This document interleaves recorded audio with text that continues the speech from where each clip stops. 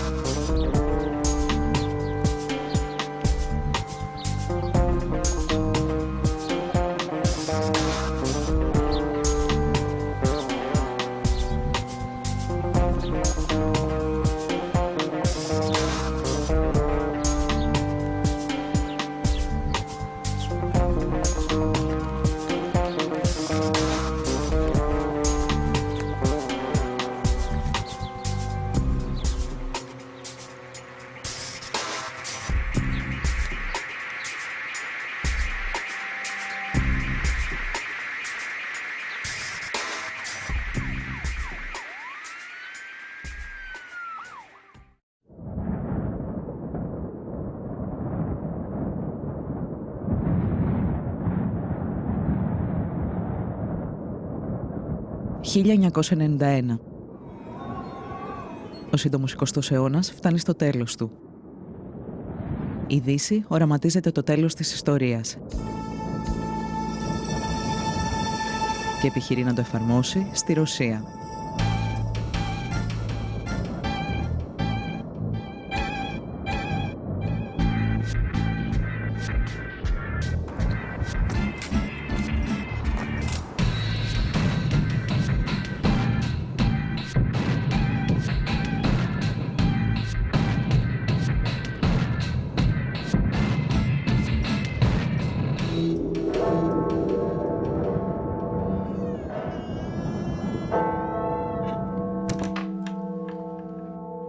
In the Soviet Union, there was a sort of a pincer between the International Monetary Fund and the World Bank. And at that point, I think Larry Summers was head of the World Bank.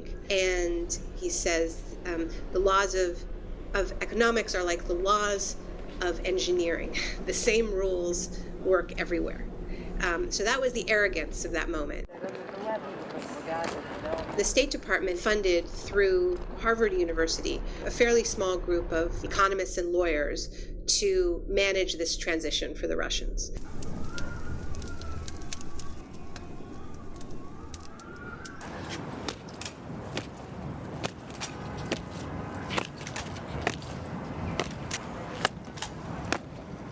Η μετάβαση περιλαμβάνει το μεγαλύτερο πείραμα ιδιωτικοποιήσεων στην ιστορία της ανθρωπότητας.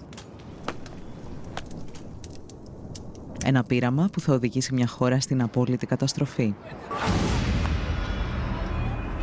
For $1-2 million, you could buy enterprise where only steel constructions were so costly that it can be, I don't know, hundreds of millions of dollars or maybe billions of dollars.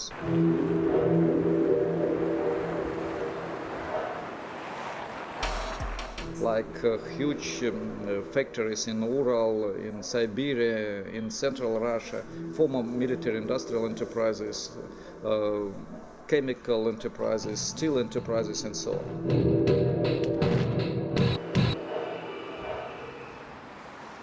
In the center of Moscow, the Hotel Centralny, which means central, a 19th century beautiful building, they were going to sell it for an equivalent in Russian rubles of $1,000. So we came there, in the foyer, in the lobby, there was a huge chandelier of the 19th century. And we asked the specialist how much would he pay for it if it is offered. It looks at, well, $1,200. Just now, I can pay it now. It was utterly catastrophic in Russia. It was utterly catastrophic. Millions of people were thrown into extreme poverty. People were hungry and were surviving on their gardens. Life expectancy for Russians dropped by a decade in this period. Explosion of AIDS, of child prostitution. I mean, it was a decimation of a nation.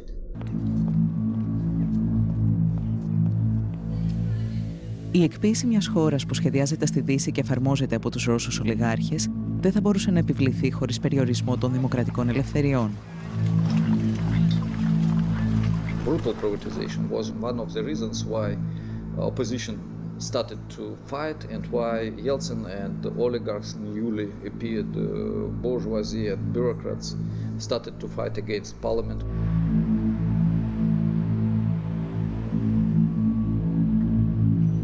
Οι κανόνες του παιχνιδιού πρέπει να αλλάξουν.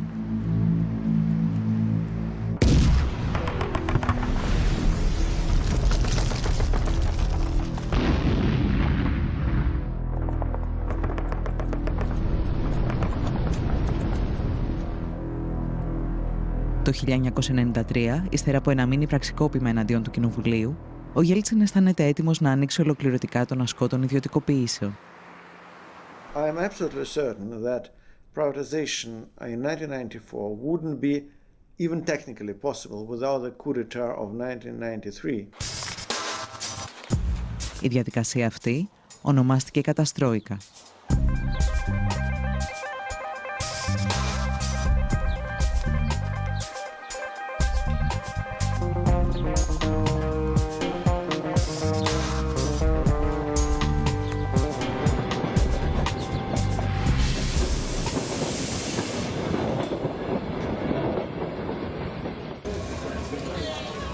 Η καταστρόικα στη Ρωσία παρουσιάζεται συχνά σαν εξαίρεση στην ιστορία των μαζικών ιδιωτικοποιήσεων.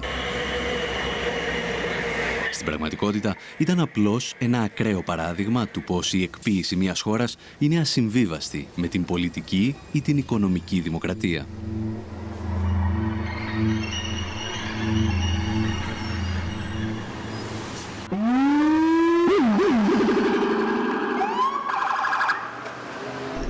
Core neoliberal policies of privatization and deregulation, cuts to social spending, often accompanied by increases in military spending.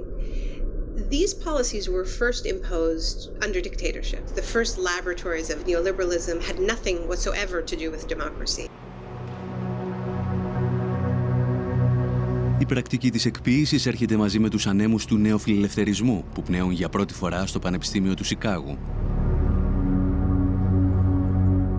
Καθηγητές όπως ο Φρίντριχ Φον Χάγεκ και ο Μίλτον Φρίντμαν αναζητούν ένα πειραματικό εργαστήριο για να δοκιμάσουν τη λεγόμενη ελεύθερη αγορά και το ελάχιστο κράτος. Καθώς όμως καμία δημοκρατικά εκλεγμένη κυβέρνηση δεν δέχεται να εφαρμόσει τις ιδέες τους στο έδαφος της, στρέφονται στη Χιλή του δικτάτορα Πινοσέτ και λίγο αργότερα στην Τουρκία του στρατηγού Ευρέν. There's actually a really interesting exchange between Friedrich von Hayek and Margaret Thatcher that I quote in The Shock Doctrine, where Friedrich von Hayek said, I have just come back from Chile, it's wonderful what Pinochet has done, and he's describing this fantastic experiment in neoliberalism, and says, I think you should do this too. And Hayek was a mentor of Margaret Thatcher's. And she wrote him back quite a stern reply, and she said, these types of policies are incompatible with a constitutional democracy. Η Μάργαρετ Θάτσερ θα βρει τελικά έναν τρόπο για να φέρει τη νεοφιλελεύθερη συνταγή των ιδιωτικοποιήσεων στη Δυτική Ευρώπη. Για να το πετύχει όμως θα χρειαστεί 2 πολέμους και την περιστολή των δημοκρατικών ελευθεριών.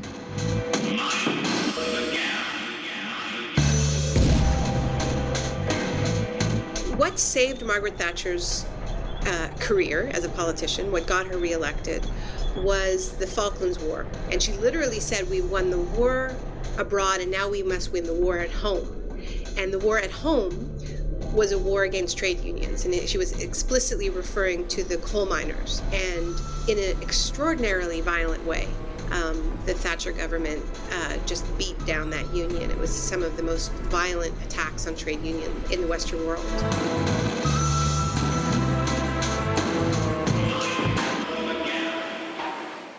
Κλασική περίπτωση η θατσερική Μεγάλη Βρετανία, όπου η διάλυση του εργατικού δικαίου και των δικαιωμάτων των εργαζομένων συνέπεσε με μια ιδιαίτερη αύξηση των μέτρων και των νομοθετικών μέτρων καταστολής.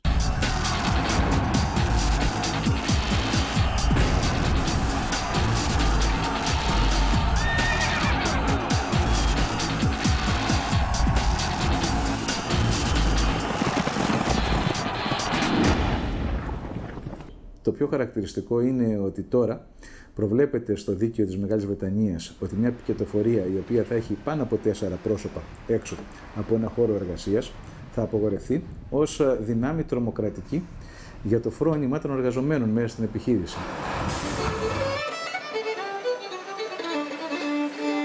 Ο νεοφιλελευθερισμός, ο οποίος υπόσχεται λιγότερο κράτος, απαιτεί έναν πανίσχυρο κρατικό μηχανισμό για να επιβληθεί.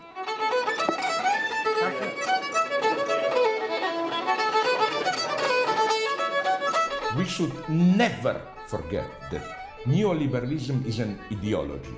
I don't mean this as just dismissing it. By ideology, I mean it's never or very rarely really followed in actual politics. Take Reagan, the first neoliberal in power. Are you aware that, as we all know, the state machinery as such exploded under Reagan? It is clear that neoliberalism can function only through an extremely strong regulative role of the state. So the question should not be these pseudo-problems, what amount of state regulation, more capital, but who will do this regulation? A private enterprise system does not mean a free enterprise system. It just means someone's controlling it that you haven't elected. So the idea is with Vulture's Picnic. Οι αιμοσταγείς δικτάτορες όμως, όπως και η θατσερική πολιτική του σοκ, έχουν ημερομηνία λήξης. Πρέπει λοιπόν να βρεθεί ένα νέο μέσο για την επιβολή των μαζικών ιδιωτικοποιήσεων. So it started off without democracy. It started off with dictatorship imposed with brute force, with torture and fear. When the democratic era began in the 80s, there needed to be another mechanism to keep countries in line, and that mechanism became debt.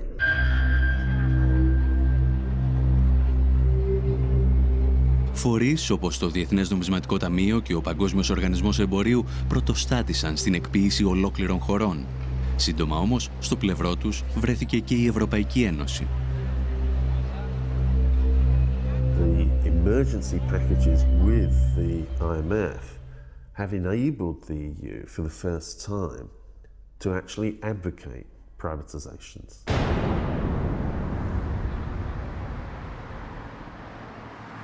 Technically, under the treaty, it shouldn't do this, but of course, it's part of the Troika that's imposed the conditions on Greece, on Portugal, and written in very clearly to those documents is this is conditional on privatization. Las condiciones que pone el Fondo Monetario Internacional y los grandes bancos de los Estados Unidos y de Europa son la entrega total de los derechos ciudadanos.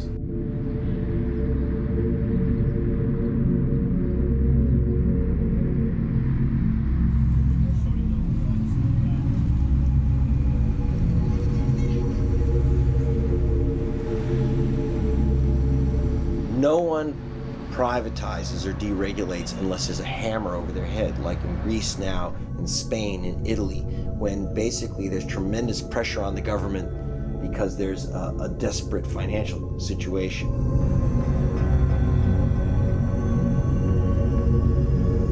Το χρέος γίνεται μοχλός πίεσης για την ολοκληρωτική εκποίηση και της Ελλάδας.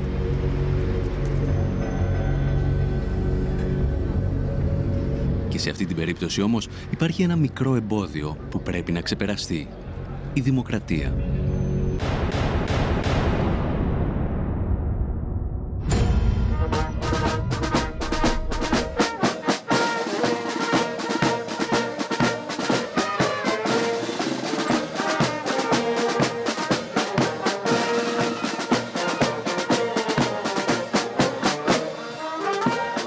This has been one of those moments when really the mask completely comes off, and the fact that this market system is at war with democracy. The project has been about saying to people, you know, you can vote, but it's going to be a popularity contest.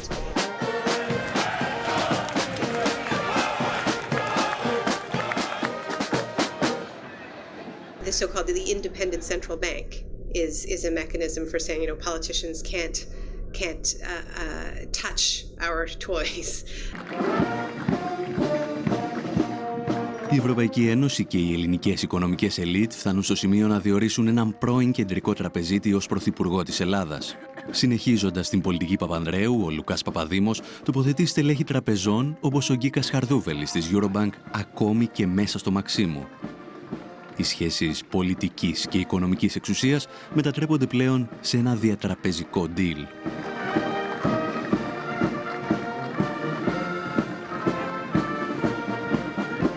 Direct cancelling of democracy. The idea is you play with democracy, but when things get serious, experts to take over. We don't have time to play these games, and so on and so on. Greece is portrayed as sort of a nation of children that needs to, you know, have all of these, the keys to the car taken away. Y es terriblemente grave lo que ocurre en Grecia, ¿no? Aquí nació la democracia. Y el sistema financiero internacional pretende que aquí muera la democracia.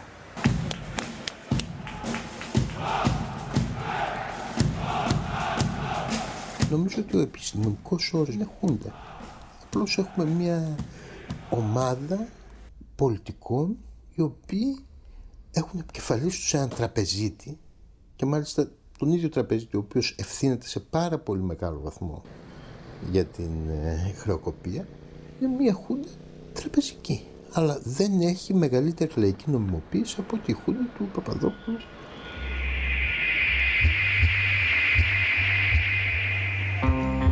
Η κυβέρνηση Παπαδήμου είναι απλώς ένα στάδιο για τον οικονομικό έλεγχο της Ελλάδας. Η Ευρωπαϊκή Ένωση θα στείλει πολλούς ακόμη τοποτηρητές. The Floridians have given up their sovereignty to a large extent to Washington, D.C., but in return, they get to decide what Washington, D.C. is going to do because they send their representatives and their senators to Washington, D.C. So I think that's one would need to make a commitment to that kind of a path, not to one where, you know, a German proconsul, you know, comes to Athens and runs, you know, Greek fiscal policy. That obviously raises the question of democratic legitimacy to the extreme. Ο Γερμανός έπαρχος ακούει στο όνομα Horst Reichenbach και έρχεται στην Ελλάδα ως επικεφαλής μιας στρατιάς τεχνοκρατών. Δίπλα του, εκατοντάδες γκρίζα κουστούμια της Ευρωπαϊκής Ένωσης και του Διεθνούς Νομισματικού Ταμείου τοποθετούνται στα σημαντικότερα υπουργεία της χώρας. The task force is then, so to speak, the vehicle in order to bring the member states, the IMF, the OECD and others into the picture.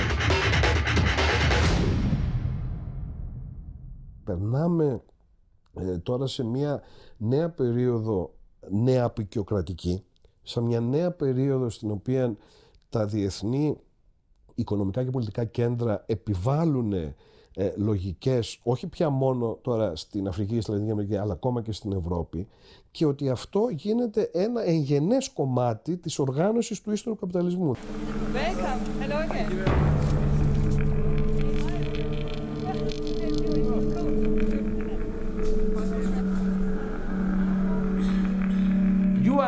a trial case like in laboratory rabbits for all of Europe, a new authoritarian forum which, even if it remains in a superficial sense democratic, as we have seen in Greece, Italy, and it will follow, I can guarantee you, elsewhere, is being tested. Ο έλεγχος της χώρας από ξένα και ελληνικά οικονομικά συμφέροντα επιτυγχάνεται κυρίως μέσα από 2 δανειακές συμβάσεις. Στόχος να επιβληθούν οι όροι των δανειστών και να μετατραπεί η δουλειά σε δουλεία. Οι εργασιακές σχέσεις επιστρέφουν στο 19ο αιώνα. Για να περάσουν όμως αυτές οι ρυθμίσεις, απαιτείται ένα ακόμη πραξικόπημα. Αυτή τη φορά κοινοβουλευτικό. Η πρώτη δανειακή σύμβαση δεν ήρθε ποτέ για κύρωση στη Βουλή. Κατατέθηκε και ποτέ δεν κυρώθηκε. Πράγμα που είναι ευθέως αντισυνταγματικό. Η δεύτερη ήρθε 3 φορές στη Βουλή ως σχέδιο. Προφανώς γιατί οι δανειστές μας ζητούσαν μικρές αλλαγές και ήθελαν να έχουν την προέγκριση βάσει του σχεδίου αυτού. Επομένως, φαίνεται καθαρά σε αυτή την περίπτωση η πρόθεση των πολιτικών ηγετών μας να μην εφαρμόζουν το Σύνταγμα, αλλά τις πολιτικές εντολές που παίρνουν απ' έξω. Όσοι τολμούν όμως να μιλήσουν για κοινοβουλευτικό πραξικόπημα, όπως και όσοι αμφισβητούν την πολιτική της κυβέρνησης και της Τρόικας, βαφτίζονται λαϊκιστές. Πραξικόπημα. Το έχουμε ξαναζήσει στην Αργεντινή. Θράσος! Ήβρι! Το να μιλάτε για πραξικόπημα επειδή η κυβέρνηση ευρυτά της πλειοψηφίας εισηγείται το χαρακτηρισμό ενός νομοσχεδίου ως κατεπήγοντος κατ' εφαρμογή του συντάγματος. Θα ζητήσετε συγγνώμη για αυτή την ύβρητη θεσμική. Είστε ο εκπρόσωπος της Ελλάδας της δραχμής, της Ελλάδας της φτώχειας, της Ελλάδας της ταπείνωσης. Εσείς προσωπικά και άλλοι όμοιοι με εσάς. Η ιδεολογική τρομοκρατία κλιμακώνεται. Τα κυρίαρχα μέσα ενημέρωσης εκβιάζουν τους πολίτες ότι αν δεν δεχθούν τις δανειακές συμβάσεις, τα ράφια των σούπερ μάρκετ θα αδειάσουν και η χώρα θα επιστρέψει στην εποχή των σπηλαίων. Θα έρθει το χάος. Η Ελλάδα θα κατρακυλήσει στον τρίτο κόσμο. Δελτίο στα τρόφιμα, δελτίο στο πετρέλαιο. Μιλάμε για μια μεταπολεμική Ελλάδα. Έχοντας καταλύσει τη δημοκρατία, οι κυβερνήσεις ετοιμάζονται για την εκποίηση της δημόσιας περιουσίας και ξεκινούν με μια δοκιμασμένη συνταγή. Μετατρέπουν τους δημόσιους υπαλλήλους και το δημόσιο τομέα σε αποδιοπομπαίο τράγο της κρίσης.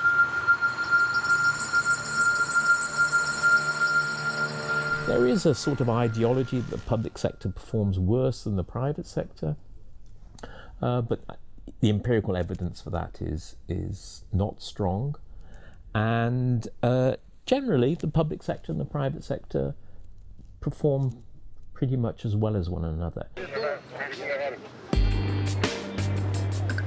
Η ελληνική κυβέρνηση ψεύδεται λέγοντας αρχικά ότι δεν γνωρίζει τον αριθμό των δημόσιων υπαλλήλων και στη συνέχεια ότι αυτοί ξεπερνούν το 1 εκατομμύριο. Αποκρύπτει επίσης ότι το μέγεθος του δημόσιου τομέα και οι μέσες αμοιβές των υπαλλήλων του δεν υπερβαίνουν τον ευρωπαϊκό μέσο όρο. Οι παθογένειες της δημόσιας διοίκησης είναι δεδομένες. Συνήθως όμως είναι η κρατικοδίαιτη οικονομική ελίτ αυτή που πρώτη ρίχνει το λίθος στο δημόσιο. Έχοντας προετοιμάσει την κοινή γνώμη για την εκποίηση, αναζητείται ο μηχανισμός. Τα βλέμματα στρέφονται στη γερμανική Treuhand, την εταιρεία που μετέτρεψε τη 10η μεγαλύτερη βιομηχανική δύναμη του πλανήτη, σε έναν κατάλογο αγορών 510 σελίδων.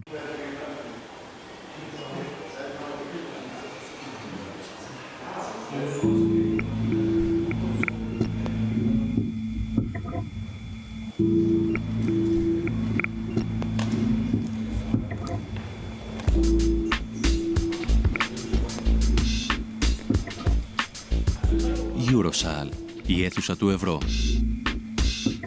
Σε ένα δωμάτιο 280 τετραγωνικών μέτρων χτυπάει η καρδιά του Γερμανικού Υπουργείου Οικονομικών. Για ορισμένους, η καρδιά ολόκληρης της Ευρωζώνης.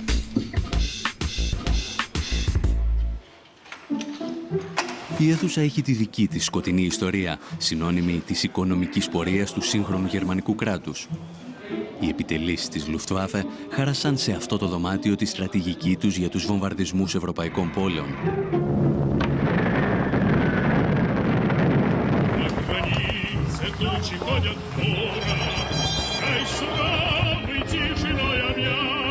Μετά το τέλος του πολέμου, ο Σοβιετικός στρατός θα στήσει εδώ το δικό του αρχηγείο και λίγα χρόνια αργότερα, στην ίδια αίθουσα, θα υπογραφεί το πρώτο σύνταγμα της λαοκρατικής δημοκρατίας της Γερμανίας.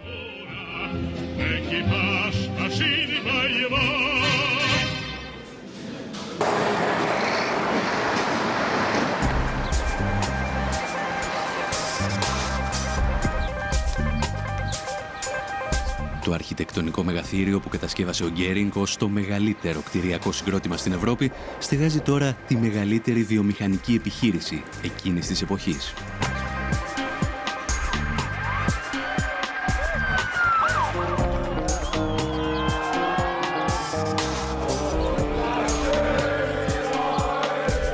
Την κατάρρευση του Ανατολικού Μπλοκ, η Τρόιχαντ αναλαμβάνει να εκποιήσει την περιουσία της Ανατολικής Γερμανίας. Ένα καταστροφικό πείραμα που αφήνει πίσω του εκατομμύρια ανέργους και ισοπεδώνει τη βιομηχανική βάση της περιοχής.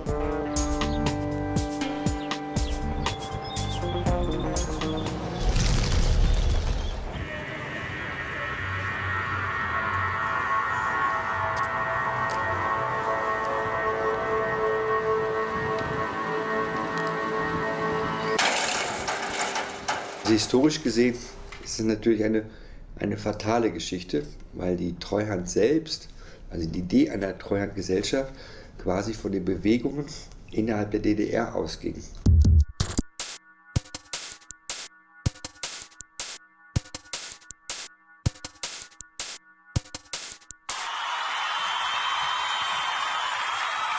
Όταν οι κάτοικοι της Ανατολικής Γερμανίας συνειδητοποιούν ότι η ενοποίηση στην πραγματικότητα ήταν μια επιθετική εξαγορά από τη Δυτική Γερμανία, η Τρόιχαντ αποτελούσε ήδη κράτος εν κράτη στο Βερολίνο. Για να λειτουργήσει το γραφειοκρατικό τερατούργημα, χρησιμοποιείται εξοπλισμός και δίκτυα επικοινωνίας των ενόπλων δυνάμεων της πρώην Ανατολικής Γερμανίας. Η Τρόιχαντ μετατρέπεται σε έναν οικονομικό στρατό κατοχής. Schon während noch die DDR völkerrechtlich bestand, war aber schon maßgeblich beeinflusst natürlich von westdeutschen Politikern, von westdeutschen Managern und letztendlich auch von westdeutschen Finanzhalten. Der Treuhand war also ein beliebter Spruch, sehr wichtig, der hieß Tina. Tina heißt, there is no alternative, und das Porträt von Maggie Thatcher war auf vielen Schreibtischen. Η Τρόιχαντ έχει στην ιδιοκτησία της 8.000 επιχειρήσεις, 40.000 εργοστάσια και 4 εκατομμύρια στρέμματα καλλιεργήσιμων και δασικών εκτάσεων. Κυρίως όμως έχει στα χέρια της τις τύχες 4,5 εκατομμυρίων εργαζομένων. Και τότε ξεκινά το μεγάλο πιάτσικο.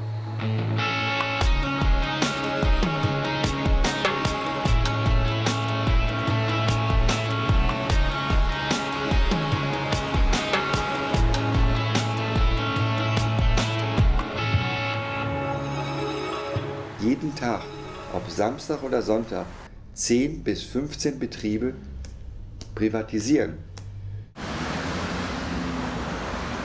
Das war natürlich das eigentliche Dilemma und hat auch dann zu Chaos und Schiebereien und Betrügereien geführt. Sind Leute aufgetreten, die überhaupt nicht über das Volumen und den finanziellen Background verfügten, um so ein Unternehmen zu kaufen. Die hatten das Geld schlichtweg gar nicht, sondern sind eingestiegen, haben dann aus dem Unternehmen das Geld rausgezogen, haben damit die Rechnung bezahlt und das Unternehmen nur ausgeplündert und abgewickelt. Und da gibt es zig Beispiele, also sehr, sehr viele. Das hat dazu geführt, dass viele von diesen Firmen dann nachher insolvent waren und von den 4,5 Millionen Arbeitnehmern der DDR-Betriebe blieben nachher nur noch 1,5 Millionen Arbeitsplätze übrig.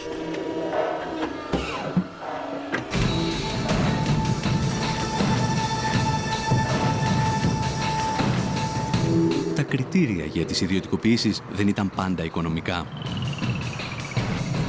Πολλές αποφάσεις λαμβάνονταν σε πολιτικά γραφεία. Αρκετές επιχειρήσεις έκλειναν ώστε να μην απειλούν τους ανταγωνιστές τους στη Δυτική Γερμανία.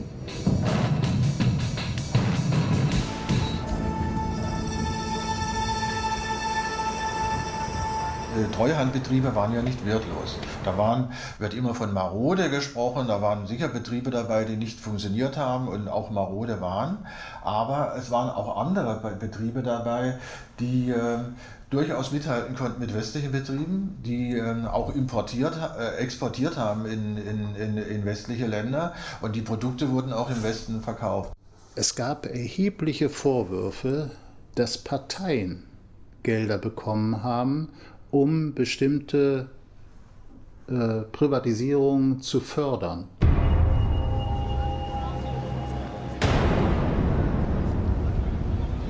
Bischofferode war ein Kaliwerk und das Kaliwerk ist eben halt ein Teil der Schlüsselindustrie für Industrieprozesse und es gab sowohl im Westen Kaliwerke wie im Osten.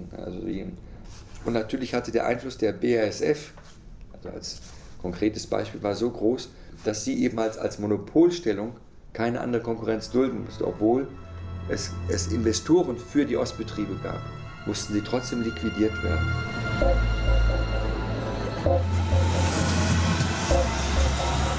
Ο απολογισμός από τη δράση της Τρόιχαντ είναι τρομακτικός. Το ακαθάριστο εθνικό προϊόν στις περιοχές της Ανατολικής Γερμανίας συρρικνώνεται κατά 30%. Η ανεργία από το 0 φτάνει στο 20%.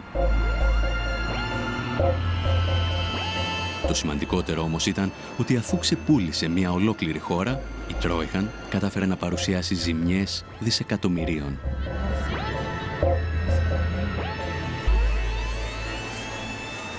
Die Treuhandanstalt etwa 300 Milliarden an Schulden gemacht hat und 60 Milliarden eingenommen hat, während man erwartet hat, dass man 600 Milliarden immer D-Mark einnimmt. Also es sind erhebliche Schulden übrig geblieben, die auch bis heute noch getilgt werden in dem sogenannten Erblastentilgungsfonds und der läuft außerhalb des Bundeshaushalts.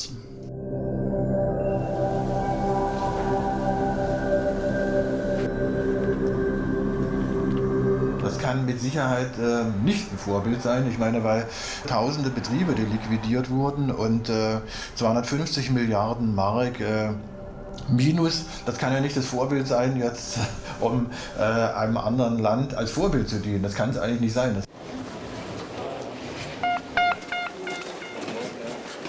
Ladies and gentlemen, good afternoon. Παρ' όλα αυτά, ο πρόεδρος του Eurogroup, Jean-Claude Juncker, παρουσίαζε την Treuhand σαν πρότυπο για την Ελλάδα. I have noted with satisfaction that Greece is willing to set up a privatization fund and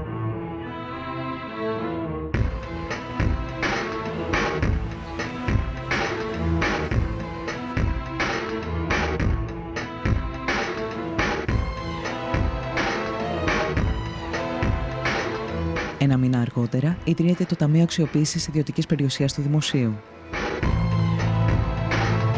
Η ελληνική Τρόιχαντ στείνει τα γραφεία της πίσω από το κτίριο της Παλιάς Βουλής και τα τρία κόμματα του Μνημονίου, Πασόκ, Νέα Δημοκρατία και Λάος, μοιράζονται τη διοίκηση του οργανισμού.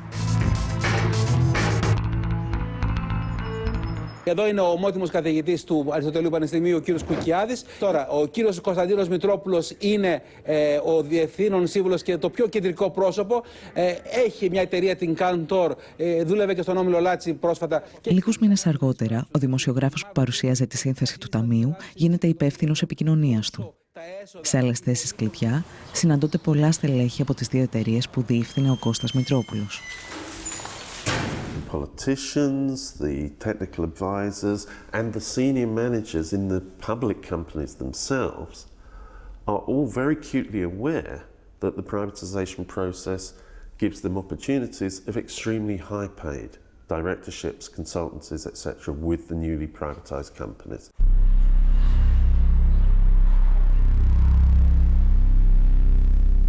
Τη θέση του τοποτηρητή στο Ταμείο καταλαμβάνουν ο Ερβέ Λερουά από την Πρεσβεία της Γαλλίας και ο Μάρτιν Βέρβεϊ από το Υπουργείο Οικονομικών της Ολλανδίας. Η Τρόικα όμως ορίζει και 3 από τα 7 μέλη του Συμβουλίου Εμπειρογνωμόνων του οργανισμού. Οι όροι που θέτει η Τρόικα στην Ελλάδα για τη λειτουργία του Ταμείου θυμίζουν κατεχόμενη χώρα. Το κόστος της ιδιωτικοποίησης πέφτει στους Έλληνες φορολογούμενους, ενώ τα έσοδα, που αρχικά εκτιμώνταν σε 50 δισεκατομμύρια ευρώ, θα πήγαιναν στους πιστωτές. The 50 billion, if these proceeds are collected by the government, they will be used for debt reduction. Το Ταμείο λειτουργεί σε συνθήκες απόλυτης μυστικότητας, παρέχοντας υπερεξουσίες στα μέλη του. Αυτά αναλαμβάνουν την πώληση ή την παραχώρηση κτηρίων, εκτάσεων, υποδομών και πακέτων μετοχών. Το Ταμείο μπορεί να εκμεταλλευτεί ακόμα και τον Αιγιαλό ή τα αρχαία μνημεία. Μοναδική προϋπόθεση να μείνουν στη θέση τους.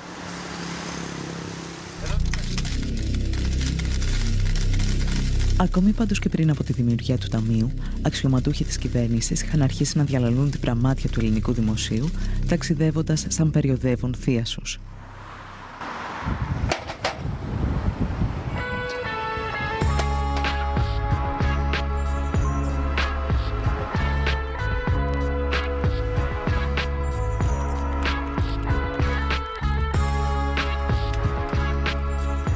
I turn up in central London at Claridge's Hotel, one of the swankiest hotels in one of the swankiest postcodes in all of Britain. You walk all the way through to the back room, and it's a kind of ballroom, and it's got 5 chandeliers. It's got more mirrored surfaces than I could possibly count. And you turn up in this room, and it's basically a group of Greek businessmen and Greek officials talking about how they're going to sell off Greek assets. Big key assets belong to the Greek state, belong to Greek taxpayers, would just be flogged off. No more fooling around. Not in this place. And we pull up our pants and we make some money. A pile of money. And at one point, they played the music from Zorba the Greek. And in this country, you can't now think of the music from Zorba the Greek without thinking of plates being smashed on the ground. Let's go. Up.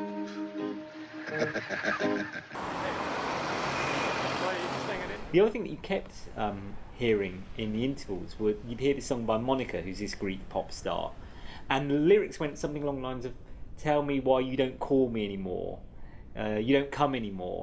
And I thought, again, here's this image which unknowingly they've summoned up of kind of Greece as this kind of pariah state where it's now the pariah within Europe. Η Ελλάδα της εποχής του Ζορμπά είναι η Ελλάδα της υποτέλειας σε ξένες πολυεθνικές που ελέγχουν τις υποδομές της χώρας. Μια υπερχρεωμένη χώρα με ένα διεφθαρμένο πολιτικό σύστημα.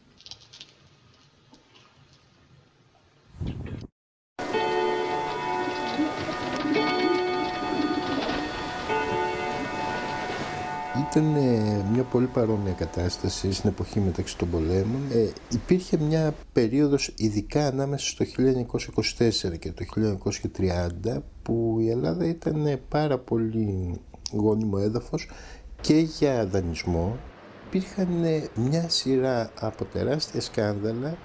Ήταν δεδομένο ότι οι κυβερνήσεις εξαγοράζονταν μέχρι και το πολύ στενό περιβάλλον του Βενιζέλου.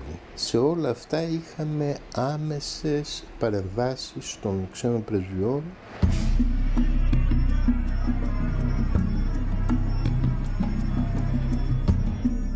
Η σύμβαση με την εταιρεία Power ήταν χαρακτηριστικό τέτοιο παράδειγμα, η σύμβαση με την Ούλεν ήταν χαρακτηριστικό τέτοιο παράδειγμα. Ήταν απικιακές αυτές οι συμβάσεις και αποδείχθηκαν πάρα πολύ επωφελείς για όσους επένδυσαν. Σχεδόν έναν αιώνα αργότερα, η Τρόικα, σε συνεργασία με τις ελληνικές κυβερνήσεις, απαιτεί την επιστροφή των υποδομών της χώρας σε χέρια ιδιωτών. Αυτό που δεν λένε στους πολίτες είναι ότι τα πειράματα της ιδιωτικοποίησης και της απορρίθμισης που προωθούν έχουν αποτύχει ακόμα και στις ισχυρότερες οικονομίες του πλανήτη. Και οι μεγαλύτερες αποτυχίες αφορούν πάντα υποδομές όπως οι σιδηρόδρομοι, το δίκτυο ίδρευσης και ηλεκτρικής ενέργειας.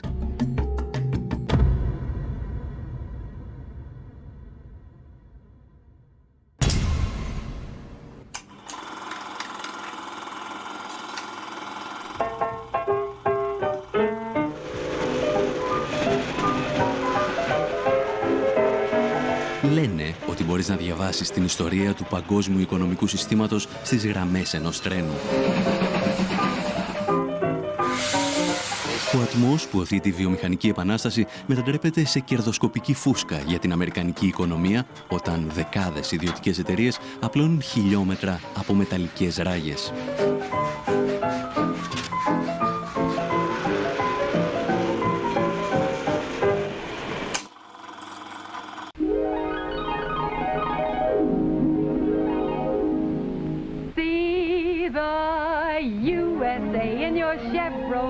Οι σιδηρόδρομοι συμβολίζουν αρχικά τον κεντρικό ρόλο του κράτους στην οικονομία και τις υποδομές.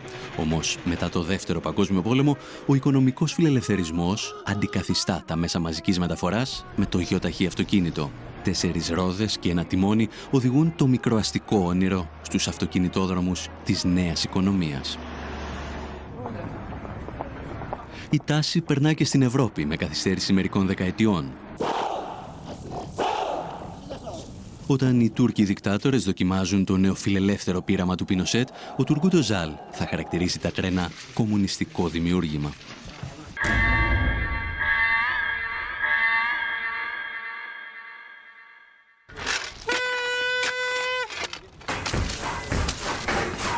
Παρ' όλα αυτά, οι σιδηρόδρομοι στην Ευρώπη παρέμειναν εν πολλοίς στον έλεγχο του δημόσιου τομέα. Μέχρι τη στιγμή που η γυραιά Αλβιώνα αποφάσισε να πραγματοποιήσει ένα καταστροφικό πείραμα. Σαν κινηματογραφική ταινία χωρίς happy end.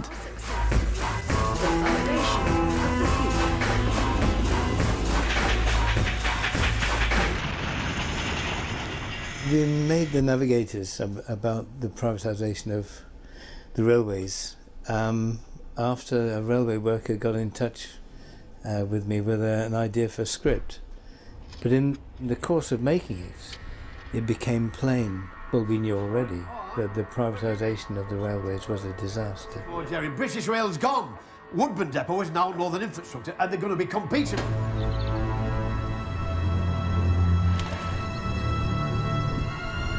Ακόμη και η Μάργαρετ Θάτσερ αναγνώριζε ότι τα τρένα δεν λειτουργούν αποτελεσματικά έξω από το δημόσιο τομέα. Όμως ο Τζον Μέιτζορ προχωρά στην ιδιωτικοποίησή του το 1993 και το βρετανικό κοινό αντιδρά.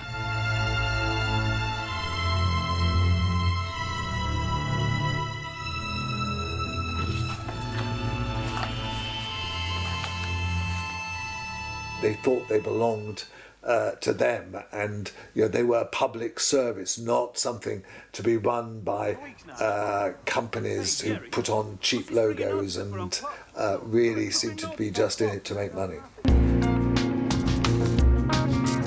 Τα τρένα, το δίκτυο των γραμμών και οι υπηρεσίες συντήρησης τελικά καταλήγουν σε διαφορετικούς ιδιώτες.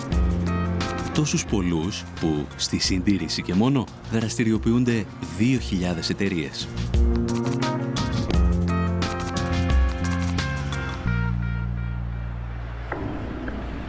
What that meant was first of all, there was a divergence of interests between two parts of a system that should actually really belong together. The stupidity of it came through the subcontracting. That is when a private company, say, gets the job to maintain a section of track. Well, the first company may have quite strict rules about safety. By the time you've subcontracted 2 or 3 stages, who's to know who is safe? Deaths have got to be kept to an acceptable level. Shut up. What's an acceptable level? 2 a year. Yeah, but nobody's been killed for the past 18 months. Any volunteers?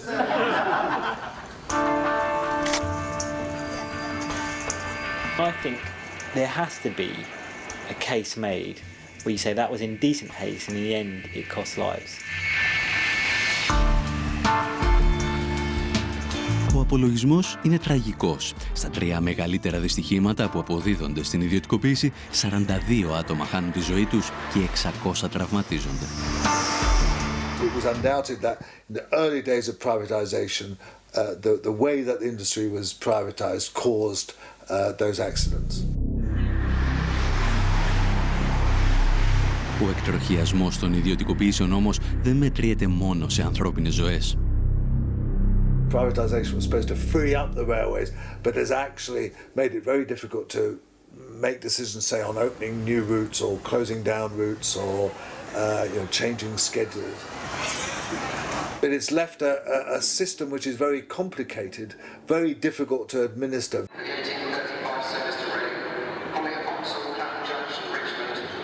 It was bad for the passengers. It was a chaotic organisation. It didn't work and hasn't worked. And it's lost a huge amounts of money. Μέσα σε 3 χρόνια, το δημόσιο πληρώνει σε επιδοτήσεις στις ιδιωτικές εταιρείες ό,τι κέρδισε από το ξεπούλημα των τρένων. Και το κόστος για τους φορολογούμενους δεν σταματά εκεί.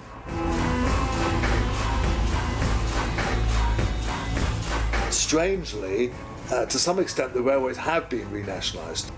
Really, it's left us with a semi-government administered system that costs a lot more than it cost under nationalisation and hasn't really delivered the investment, as the investment has largely been paid for by the public sector.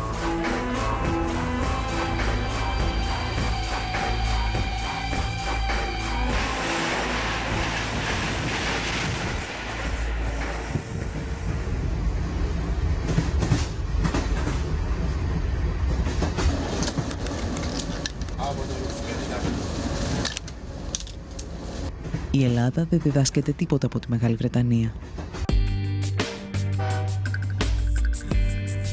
Οι κυβερνήσεις του Μνημονίου θέτουν σε εφαρμογή το σχέδιο ιδιωτικοποίησης των σιδηροδρόμων. Πάντα με τη βοήθεια των κυρίαρχων μέσων ενημέρωσης. Πάει πολύ αργά, είναι καθυστερημένο στις ώρες του, είναι βρώμικο συχνά, έτσι. Είναι χαρακτηριστικό ότι οι αιτήσεις ζημίες του ομίλου ΟΣΕ και της Τρενοσέ φτάνουν το 1,2 δισεκατομμύρια ευρώ. Τα ελληνικά τρένα παρουσιάζονται ως ο πλέον ζημιογόνος δημόσιος οργανισμός στην Ευρώπη. Ποιος ευθύνεται όμως για αυτό το χρέος?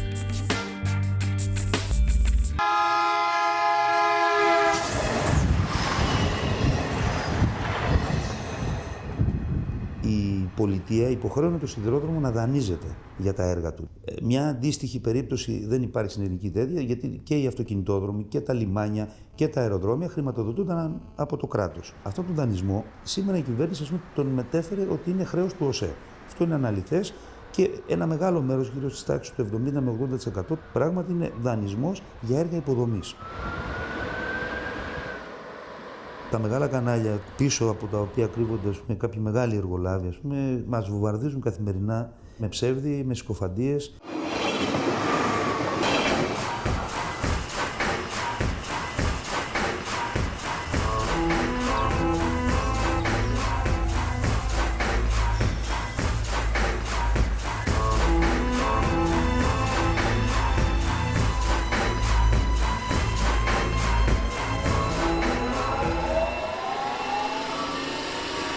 Η κριτική εστιάζεται στους μισθούς των εργαζόμενων και στο κόστος λειτουργίας.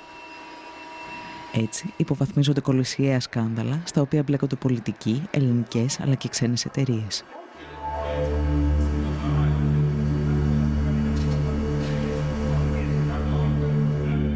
Δεκάδες εκατομμύρια ευρώ ξοδεύονται σε γραμμές που δεν λειτουργούν ποτέ. Σειρμοί νοικιάζονται σε τιμές με τις οποίες θα μπορούσαν να αγοραστούν. Το δημόσιο φτάνει να παραγγέλνει από τη Siemens ηλεκτράμαξες χωρίς να έχει ηλεκτρικό δίκτυο για να τις χρησιμοποιήσει. Παράλληλα, πληρώνει μεγαλοεργολάβους για έργα που δεν παραδίδονται ποτέ. Υπάρχει και μια σκοπιμότητα, δηλαδή αποαξιώνουμε τον δημόσιο πλούτο μας με σκοπό, αφού τον απαξιώσουμε, να τον δυσφημίσουμε, έτσι ώστε πολύ πιο εύκολα να πείσουμε την ελληνική κοινή γνώμη ότι ίσως ένας ιδιώτης θα είναι πολύ καλύτερη λύση, για το ελληνικό σιδηρόδρομο.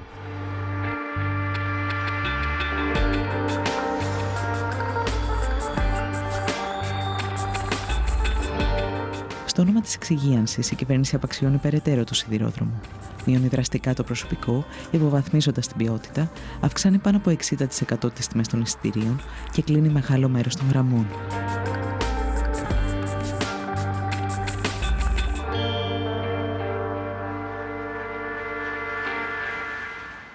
Ιδιαίτερα στο κομμάτι της γραμμής, ας πούμε, Άργους Τρίπολης Καλαμάτας, επενδύθηκαν κάποια εκατομμύρια ευρώ.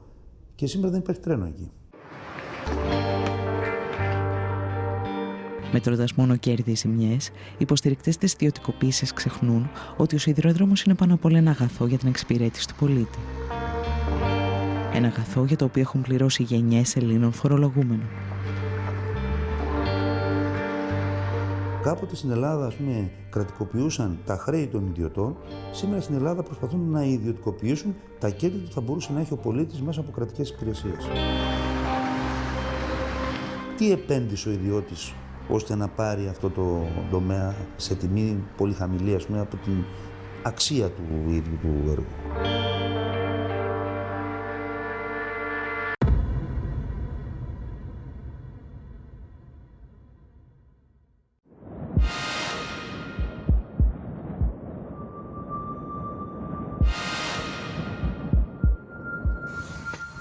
Αν ο σιδηρόδρομος αποτελεί ένα βιβλίο της οικονομικής ιστορίας, το δίκτυο ίδρευσης προσφέρει μαθήματα για τη διαχείριση ενός μονοπωλίου.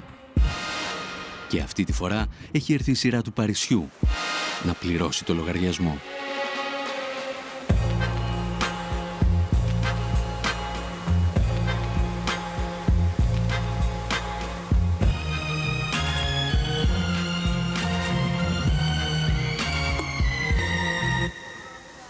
Water is the outstanding example of a monopoly. No water company in the world operates on a competitive basis. There's only ever one network. It's not worth ever investing in two competing networks.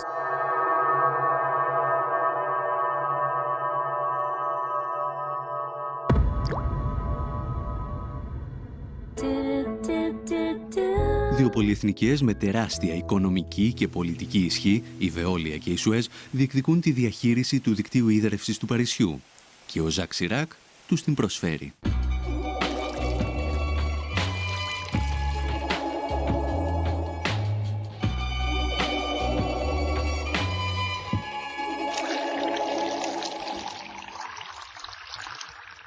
En 1985, il y a eu une décision politique prise par Jacques Chirac, qui était alors maire de Paris, de diviser Paris en deux, selon les deux rives, et en divisant Paris en deux selon les deux rives, de confier à chaque grand groupe privé et à sa filiale une rive de Paris pour la distribution de l'eau et la facturation. Il n'y avait pas d'arguments techniques avancés. Il n'y avait pas d'argument, on va dire, même financier.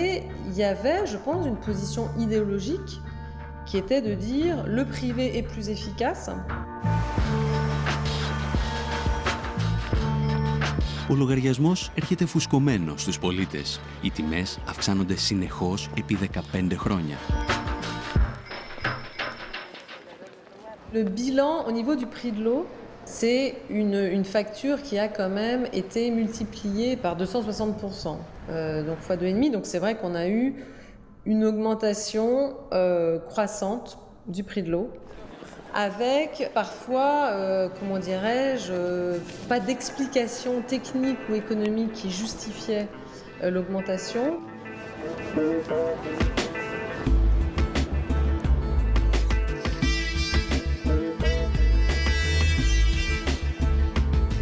C'est avec le changement de municipalité et de majorité municipale en 2001, quand il y a eu une majorité plurielle de gauche, d'écologistes, de communistes qui est arrivée à la tête de Paris, qu'on a décidé de reprendre en main tout le service de l'eau.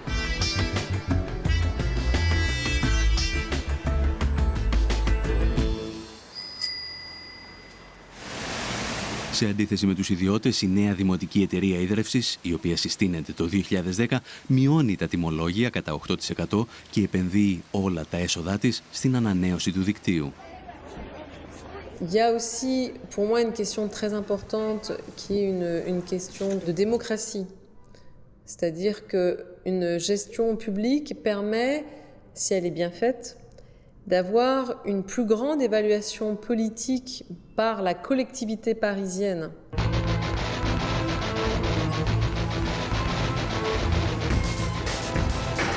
Η Βεόλια και η Σουέζ αντιδρούν, αφού κάνουν καθαρό εισόδημα 60 και 30 εκατομμυρίων ευρώ ετησίως. Ασκούν πιέσεις στην κυβέρνηση, στο Δήμο και στα συνδικάτα εναντία στην Άν Λεστράτ, η οποία κίνησε τη διαδικασία. De fait, il considère que je suis un peu le diable incarné. Η μάχη του Παρισιού φέρνει στο φως το παρασκήνιο της διαπλοκής ανάμεσα στις πολυεθνικές του νερού και την πολιτική εξουσία. Jérôme Monod, qui était le dirigeant de la Lyonnaise des Eaux, était celui qui avait été l'un des dirigeants du parti de Jacques Chirac. Παρά τις διασυνδέσεις τους όμως, οι πολυεθνικές του νερού φαίνεται να χάνουν τη μάχη με τους πολίτες. There were a number of political campaigns and battles fought right across Europe, and indeed right across the world at the time. The result of those battles was largely that people rejected water privatization very strongly. Η Ευρωπαϊκή Ένωση όμως γυρίζει την πλάτη της στις αποφάσεις των πολιτών. Γραμμή στις Βρυξέλλες χαράσουν οι πολυεθνικές και επόμενος στόχος τους είναι η Ιταλία.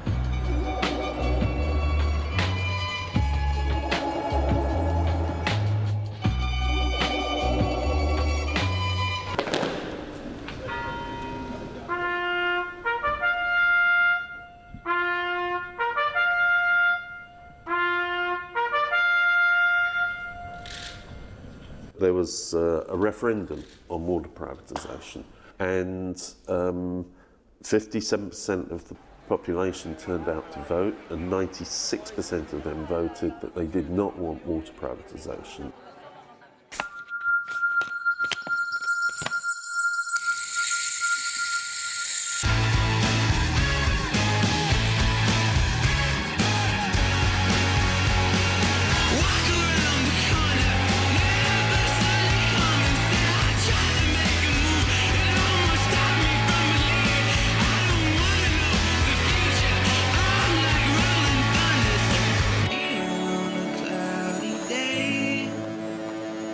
Even Berlusconi said, I can't privatise the water. There's been a referendum that says we're not allowed to. Berlusconi is now being replaced by a government headed by bankers, as similar processes happened in Greece. And again, European officials have said to the Italian government, we expect a privatisation programme and we expect it to include water.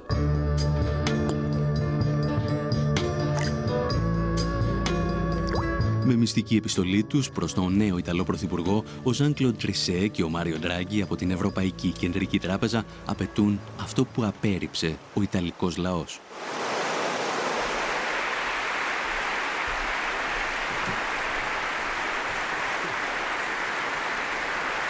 The fact that it was now illegal under the Italian constitution to privatise water was irrelevant.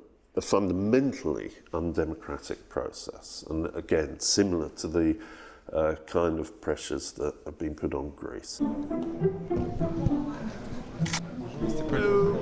I spoke just this weekend with the new Prime Minister, Mr. Papademos. I spoke also with Prime Minister Monti, and I know they are very committed to respect the commitments taken because they understand that without this, in fact, there will not be financial stability in their countries.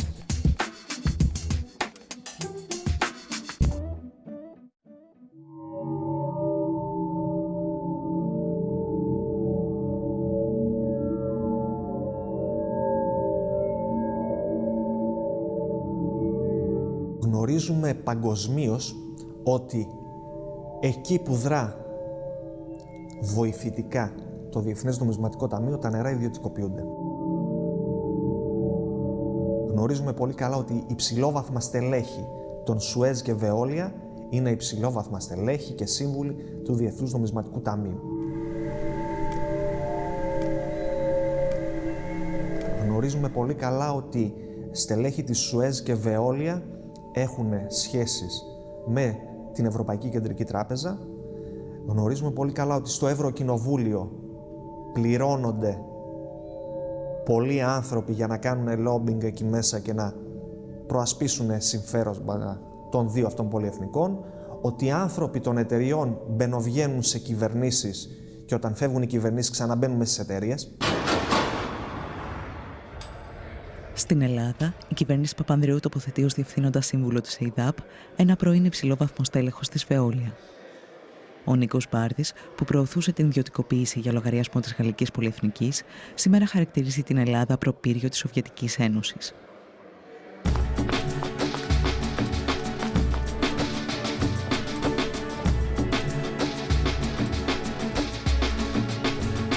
Τα σχέδια ιδιωτικοποίησης όμως δεν ξεκινούν την εποχή του μνημονίου.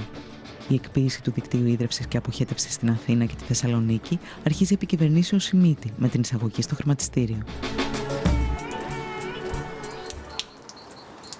Μέσα σε μια δεκαετία τα τιμολόγια έχουν αυξηθεί πάνω από 200%. Οι υπηρεσίες αντίστοιχα όμως δεν έχουν βελτιωθεί κατά 200%. Οι υπηρεσίες έχουν χειροτερεύσει πάρα πολύ. Το 2008 η Νέα Δημοκρατία ξαναφέρνει στο προσκήνιο το θέμα της ιδιωτικοποίησης και 3 κοινοπραξίες λαμβάνουν θέσεις μάχης. Ήταν ο όμιλος της Σουέζ με μια κοινοπραξία με την Ελάκτορ. Ήταν ο όμιλος της Veolia, της δεύτερης μεγάλης πολυεθνικής, με τον όμιλο της Μαρφίν. Και μια ισπανική αυτή τη φορά, η Aqualia, μαζί με τη Γεκτέρνα.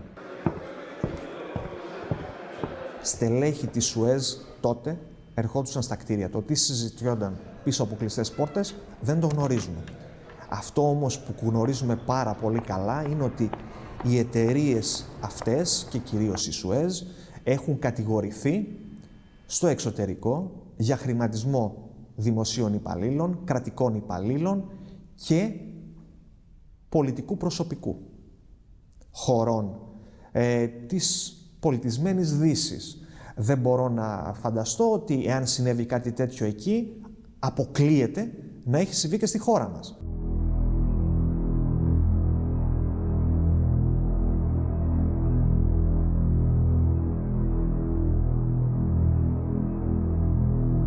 Η προκήρυξη των εκλογών διέκοψε ή έχει αναστείλει προς το παρόν την πορεία ιδιωτικοποίησης της ΕΙΑΘ. Θέλω να μου πείτε αν γίνεται κυβέρνηση, εάν θα συνεχίσετε αυτή τη διαδικασία ή αν διαφωνείτε με αυτή την προοπτική.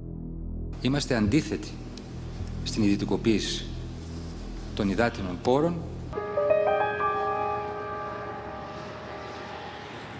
Πρόκειται για ένα ακόμα προεκλογικό ψέμα της σοσιαλιστικής παράταξης. Μετά τις εκλογές, η κυβέρνηση συνεχίζει τα σχέδια ιδιωτικοποίησης 2 κερδοφόρων επιχειρήσεων, της ΕΙΔΑΠ και της ΕΙΑΘ.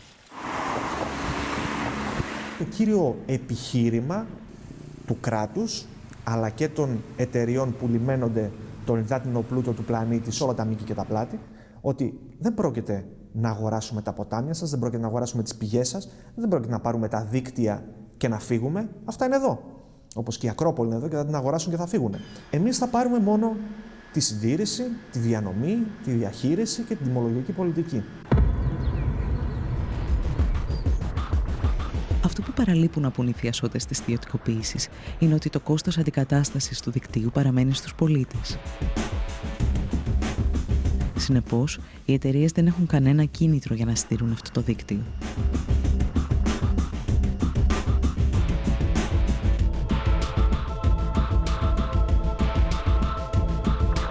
Ελλειπή συντήρηση, κέρδος για τον ιδιώτη, καταστροφή του υλικού, αντικατάσταση από τον Έλληνα πολίτη. Τα κέρδη στον ιδιώτη, η ζημία στον Έλληνα πολίτη φορολογούμενο.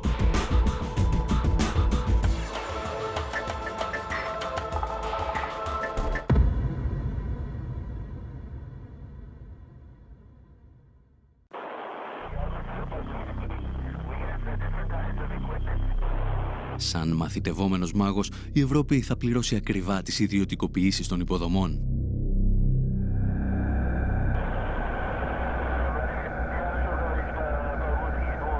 Οι δυνάμεις της αγοράς όμως θα δείξουν το αληθινό τους πρόσωπο ακόμη και στη γενέτειρα του νεοφιλελευθερισμού, τις Ηνωμένες Πολιτείες.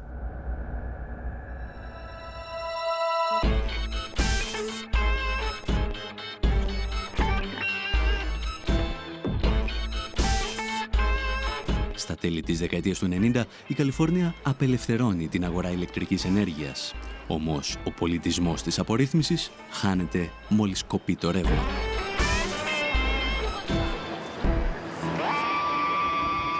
The fantasy that you can have a market in electricity or gas, that's just not possible. It is a natural monopoly. There's only one wire going to your house.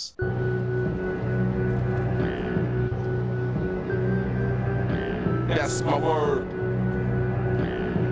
It's a basic kind of introductory economic story that if you have something that tends towards a natural monopoly, then you don't have the competitive forces of the market to discipline producers. But you need some sort of regulatory structure, otherwise you're just inviting basically companies to rip you off. Historically, utility rates in the United States were very heavily regulated, very tightly controlled. In the 90s, they changed that. They started to change that.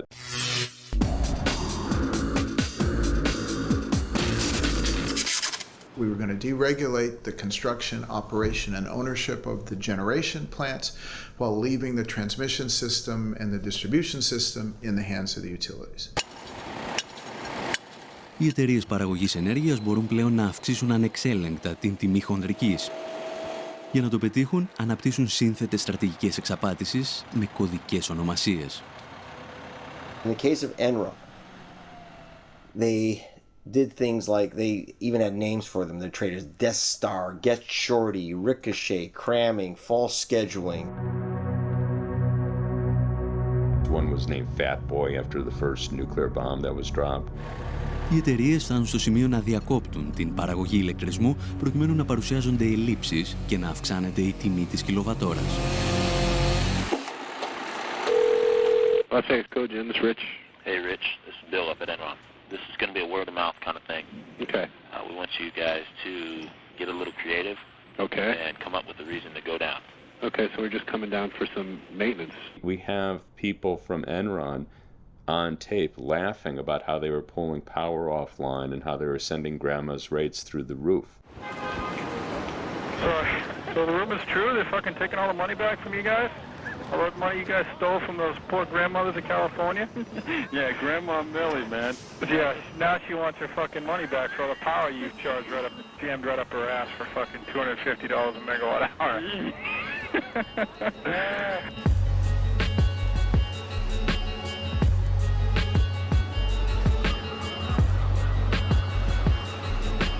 The other was basically to game the market.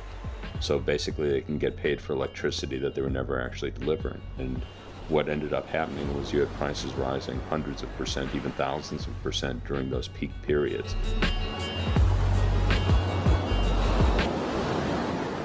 Enron corrupted our system deeply, but it wasn't just Enron. And the idea that just Enron was one bad apple is wrong. All 6 of the big power companies were involved in conspiracies. Enron could not act alone.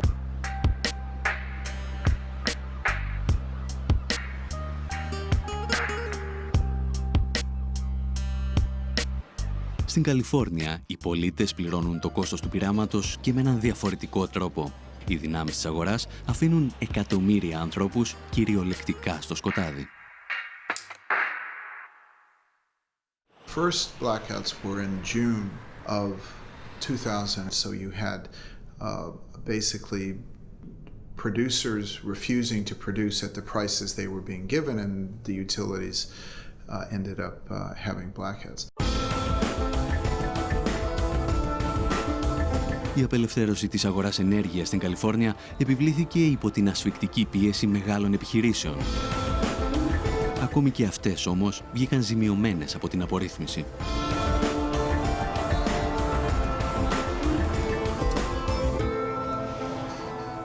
The irony, of course, is that major utility users, big businesses who use vast amounts of energy, were major advocates for the deregulation. When the energy crisis hit, they were among the most significant victims, given the amount of energy that they consumed.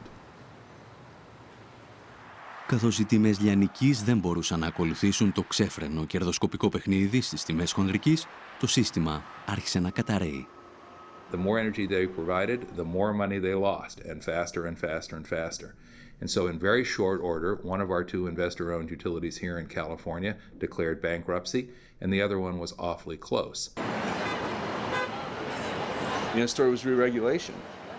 If you leave that to the market, then you could run into a situation at those peaks where the price literally becomes ridiculous, which is what happened in California.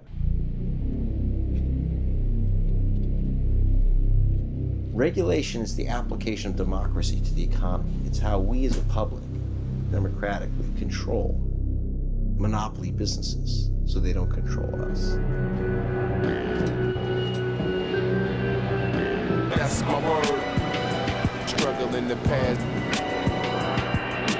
That's my word.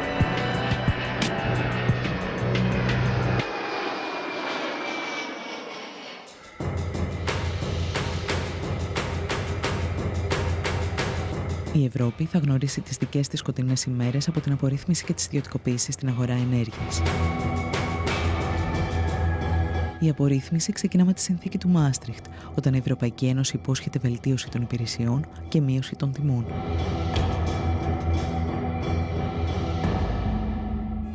In the European Union, where the market has been opened up, any electricity producer or supplier can access transport and distribution networks to supply its customers, which encourages competition. Μέχρι το 2006, κανένας ιδιώτης δεν πήγε να επενδύσει στην ηλεκτροπαραγωγή. Αυτές είναι βασικές δημόσιες υποδομές, απαιτούν μεγάλα κεφάλαια και έχουν πολύ αργά απόσβεση αυτών των επενδύσεων. Δεν δίνουν δηλαδή το γρήγορο και εύκολο κέρδος που απαιτεί ο ιδιώτης. Σταδιακά λοιπόν από το 2000 μέχρι το 2006, για να γίνει η αγορά ελκυστική στους ιδιώτες και να επενδύσουν, άρχισαν να αυξάνονται συνεχώς τα τιμολόγια της λαϊκής κατανάλωσης. Οι φορολογούμενοι δεν πληρώνουν απλώς αυξημένα τιμολόγια. Χωρίς να το γνωρίζουν, πριμοδοτούν τους ιδιώτες που δραστηριοποιούνται στην παραγωγή.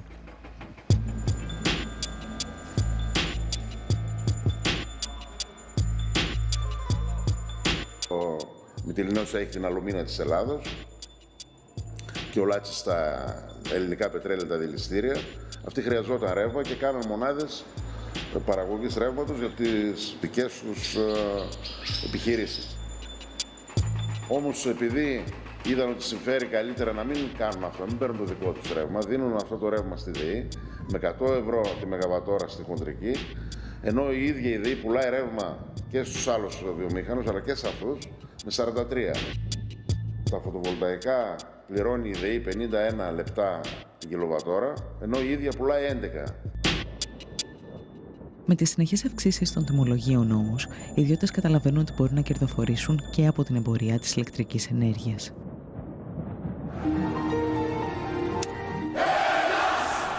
Η νούμερο 1 ιδιωτική εταιρεία ηλεκτρικής ενέργειας είναι εδώ.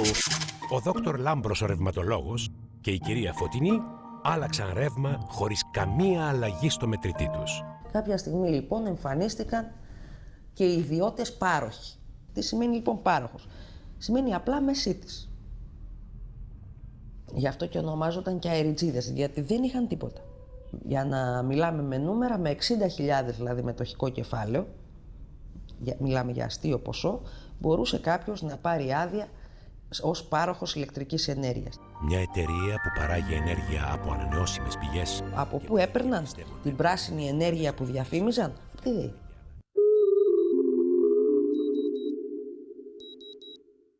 Αρχικά, οι ιδιώτες έπρεπε να εγγυούνται ότι διαθέτουν το ρεύμα που υπόσχονται να πουλήσουν. Η Ευρωπαϊκή Ένωση όμως τους απάλλαξε και από αυτή την υποχρέωση. Δεν χρειαζόταν δηλαδή να έχει ο άλλος εγγύηση ότι έχει αυτό που σκοπεύει να πουλήσει. Υπό αυτό το καθεστώς, η Ελληνική Ρυθμιστική Αρχή Ενέργειας θα ανοίξει τις πόρτες σε εταιρείες από τις οποίες σύντομα θα προκύψουν οι Enron της Ελλάδας. Υπάρχουν 63 άδειες σε τέτοιους παρόχους. Η μεγαλύτερη ήταν η Ενέργεια και η Ελλάς Power. Οι δύο εταιρείες δεν αποδίδουν στο δημόσιο σειρά από δαπάνες που αυτό πραγματοποιεί για την παραγωγή και διανομή του ρεύματος. κάποια στιγμή έπαψαν να αποδίδουν οποιαδήποτε χρήματα, δηλαδή ακόμα και αυτά που απαιτούνταν για την ενέργεια που είχαν συμβολαιοποιήσει να αγοράσουν. Σέπραξαν και το γνωστό χαράτσι για το ρεύμα και βγήκαν όλα αυτά τα ωραία χρήματα στην Ελβετία.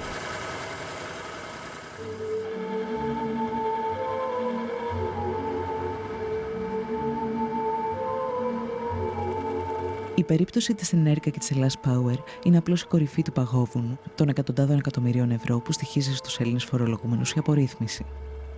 Στα 12 χρόνια της έναρξης της απελευθέρωσης της αγοράς ηλεκτρικής ενέργειας, ούτε η γραφειοκρατία μειώθηκε, ούτε οι υπηρεσίες έγιναν καλύτερες προς τους καταναλωτές, ούτε το μείγμα καυσίμου βελτιώθηκε, αντίθετα η εξάρτηση της χώρας βάθινε ενεργειακά και τα τιμολόγια έχουν αυξηθεί σε τάξη άνω του 80%.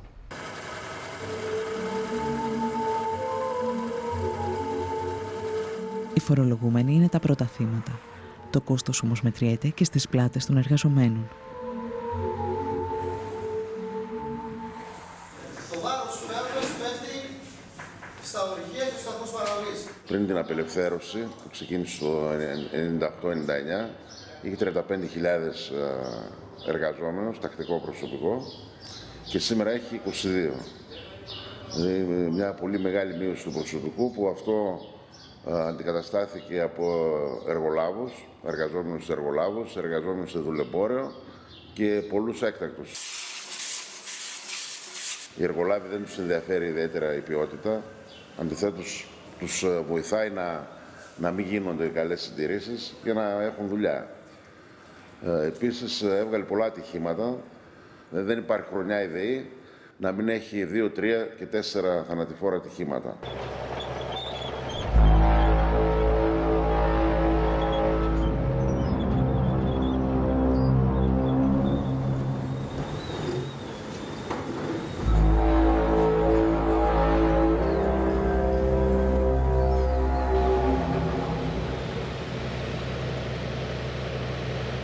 Αδιαφορώντας για το δημόσιο συμφέρον και τις επιπτώσεις στην κοινωνία, τα κόμματα του Μνημονίου προωθούν τώρα και την ολοκληρωτική εκποίηση της δημόσιας επιχείρησης ηλεκτρισμού. Η πραγματική της αξία, και εγώ θα πάρω την επίσημη εκδοχή, μιλάμε έτσι για 16-17 δις ευρώ. Πόσο αποτιμάται αυτή τη στιγμή στο ελληνικό χρηματιστήριο? 750 με 800 εκατομμύρια. Η μονάδα, η 5, στην Πτολεμαΐδα που σχεδιάζεται να κατασκευαστεί, έχει προϋπολογισμό 1,5 δις. Ολόκληρη η ΔΕΗ θα πουληθεί λιγότερο από όσο μία μονάδα της.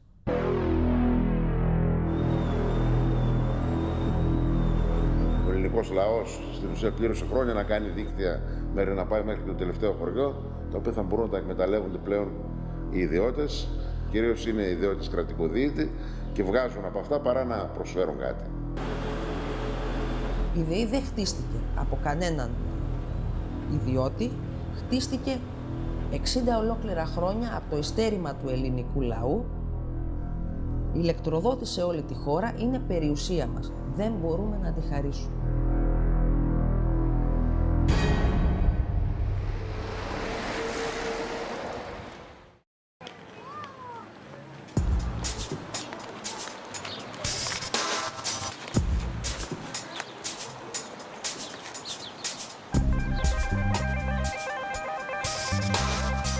Δεκάδες παραδείγματα από όλο τον κόσμο αποδεικνύουν ότι οι ιδιωτικοποιήσεις πλήττουν τους πολίτες, τους εργαζόμενους, αλλά και τις παρεχόμενες υπηρεσίες.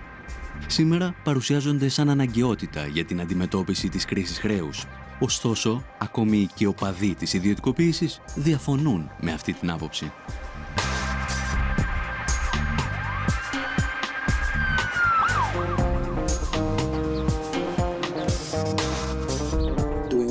Privatization isn't necessarily the best thing to do in the middle of an economic crisis, because privatization is certainly going to lead to people being laid off. And the worst thing that you can do during a crisis is give people more reason to lay off workers. You will get a bit of money in the short run because of that. So it'll be good for your balance sheet for maybe a year, but then after that you lose income. In real economic terms, will be a drop in the ocean in the short term and an economic loss in the long term. Εν τέλει, η παγκόσμια κρίση χρέους, την οποία δημιούργησε ο ιδιωτικός τομέας, είναι το πρόσχημα για μια γενικευμένη επίθεση στη δημόσια περιουσία. Μια επίθεση που σε ορισμένες περιπτώσεις γίνεται συγκαλυμμένα.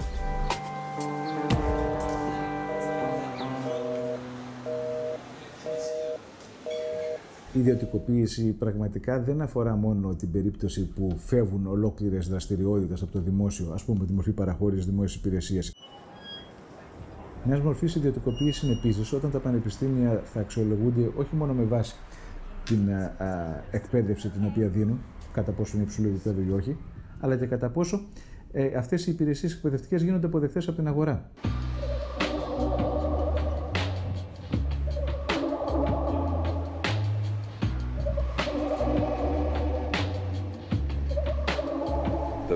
Supposedly public universities are being forced to adapt themselves to the same kind of market imperatives. So what we will find is a process of assimilation in which the public universities become more and more like the private ones, profit-making enterprises that seek essentially to sell education. And that the whole principle of public education is that education isn't a commodity, it's the right of every citizen.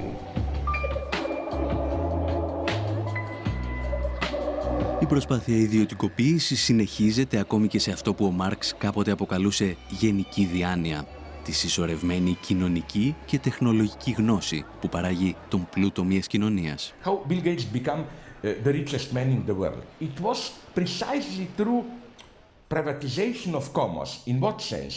What Bill Gates offers is something that constitutes the very common space that we use in order to communicate, to exchange notes, not only knowledge, but generally news, whatever, like internet, whatever.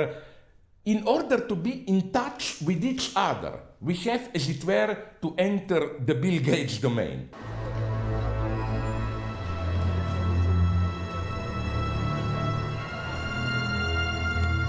Απέναντι όμως στην προσπάθεια ιδιωτικοποίησης των πάντων γεννιούνται και ισχυρές αντιστάσεις από ανθρώπους που γνωρίζουν ότι όλα μπορούν να αλλάξουν αν υπάρξει πολιτική βούληση. Τα προβλήματα όμως της οικονομίας δεν είναι ποτέ κυρίως νομικά, είναι πολιτικά.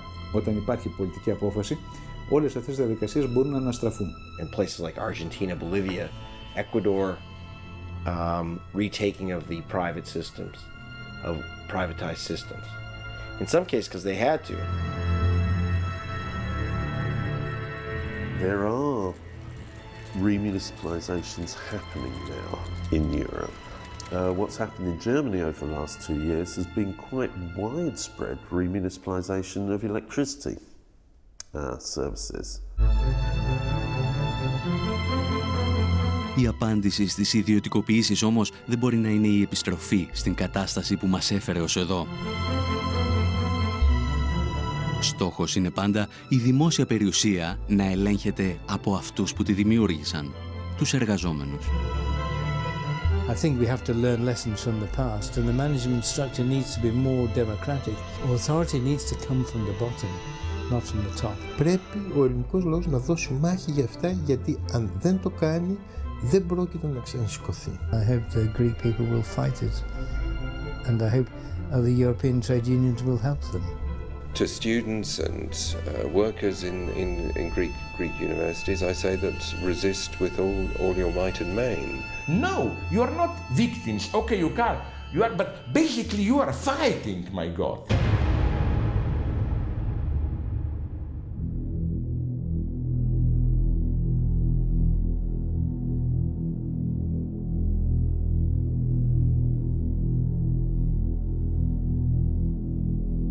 Μπορέσει ο σημερινός άνθρωπος να υπερβεί τη φυσική του ροπή προς την αδράνεια, την ησυχία. Αν στο Θουκυδίδης το είχε πει αυτό. Ή η ελευθερία ή η ησυχία πρέπει να διαλέξετε. Είτε είσαστε ελεύθεροι είτε είσαστε ήσυχοι. Τα δύο μαζί δεν γίνονται.